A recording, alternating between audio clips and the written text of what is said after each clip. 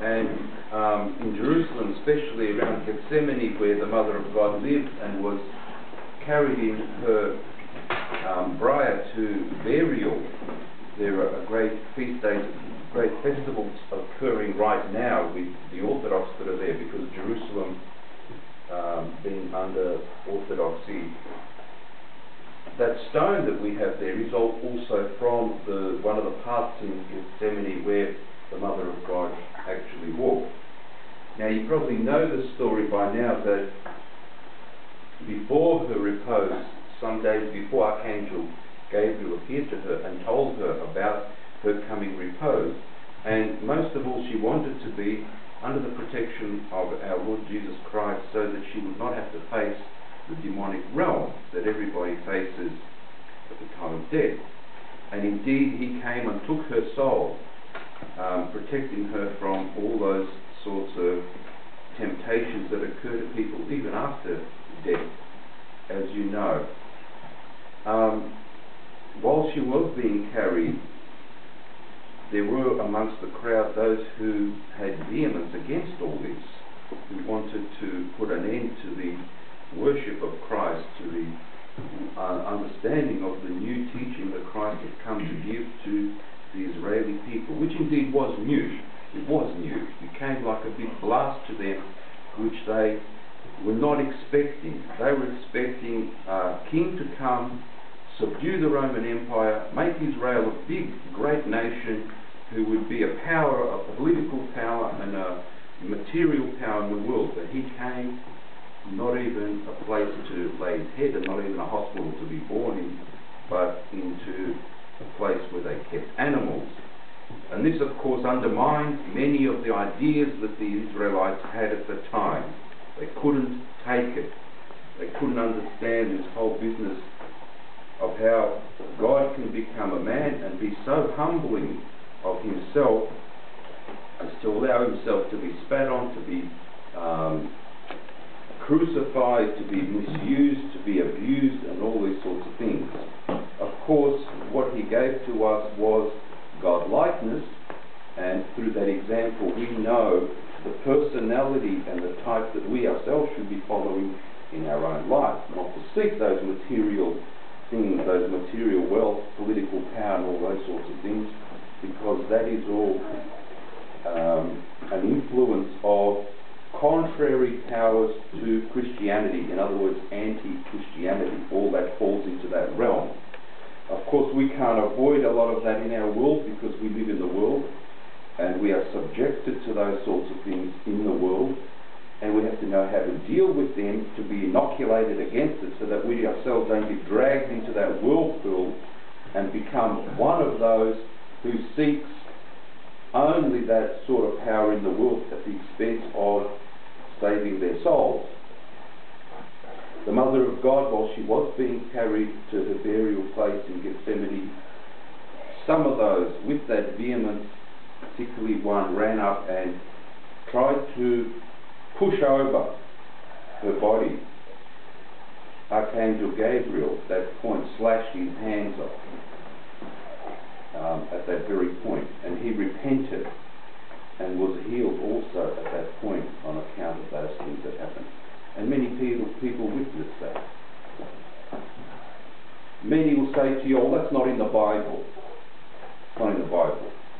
But you've got to understand that the Bible is just but one of the books that we turn to for the record of what was done for us as part of our salvation.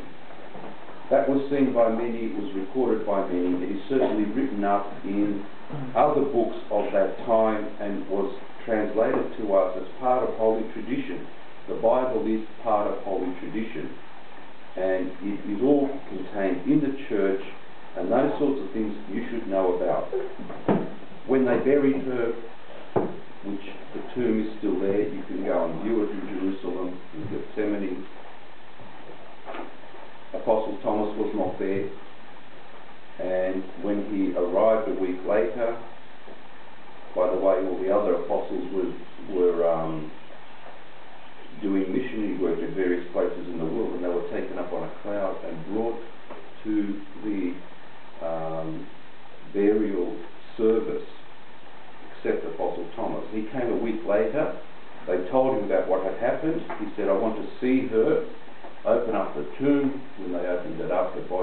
not there.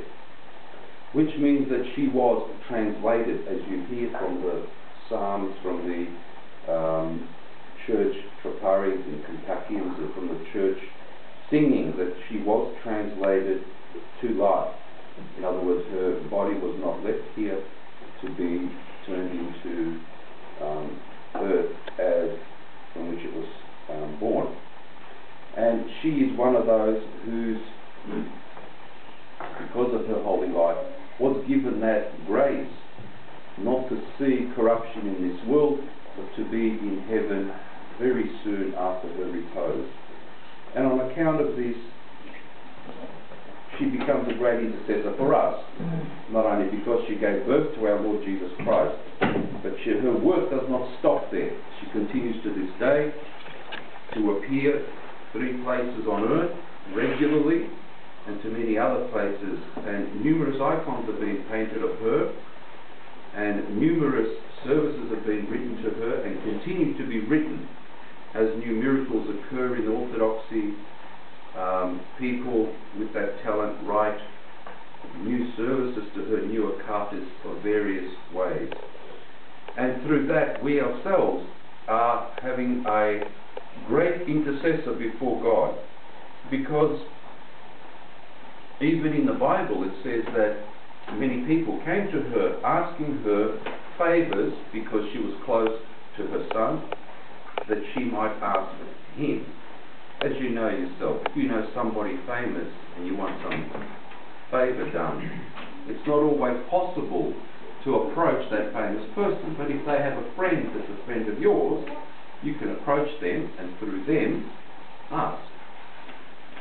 Some people will say, well, isn't that ridiculous? Why not go straight to the top? Why not do that? Well, sure you can, but the point of this is that we are sort of one system, one entity, you see. We don't sort of bypass each other. We use each other for salvation because we are one. And that makes it so much more grace-filled on account of that. Rather than you just sort of individually going here or going there, you sort of work together, and that is like part of the body of the church, if you know what I mean. It's a mystical thing. But through people, God works. He loves his people, and through them he wants to do things.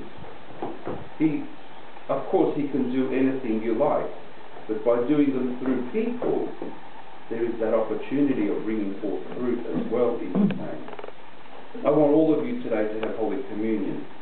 There is no reason why you can't on this great feast day, because it is like the feast day of Pascha, only for the Mother of God. May God protect us and help us to be assured that you can turn to the Mother of God at any time, learn the prayers to her, the ones that are, there are so many, learn some at least, and use them every day in your prayer life. Let us say with our whole soul, with our whole mind, let us say...